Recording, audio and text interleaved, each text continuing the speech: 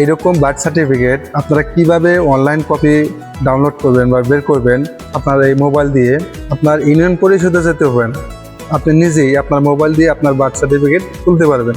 কিভাবে তুলবেন আজকের এই ভিডিও থেকে জানতে পারবেন।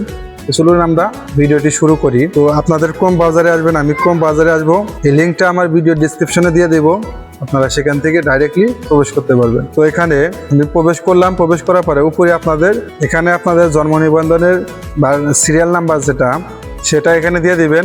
নিচে দিবেন ডেট অফ বার্থডে, আপনাদের জন্ম কত তারিখে সেটা এখানে দিয়ে দিবেন।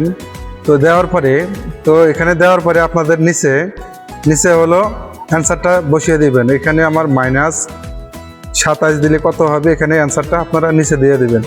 তো আমি এখানে অ্যান্সারটা দিয়ে দেবো। অ্যান্সার দেওয়ার পরে আমি সার্চে ট্যাপ করব। সার্চে ট্যাপ করলে দেখেন আমার এখানে আমার অনলাইন জন্ম নিবন্ধন কপিটা বের হয়ে আসলো। তো এবার আপনি এটা ডাউনলোড করবেন কিভাবে, এখানে দেখতে পাচ্ছেন 3 লাইন।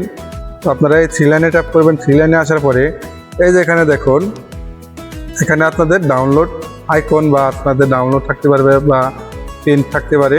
তো আমি এখানে ডাউনলোডে ট্যাপ করলাম। ডাউনলোডে ট্যাপ করলে এখানে আমার ডাউনলোডটা কমপ্লিট হয়ে যাবে। দেখেন আমার ডাউনলোড হয়ে গেছে।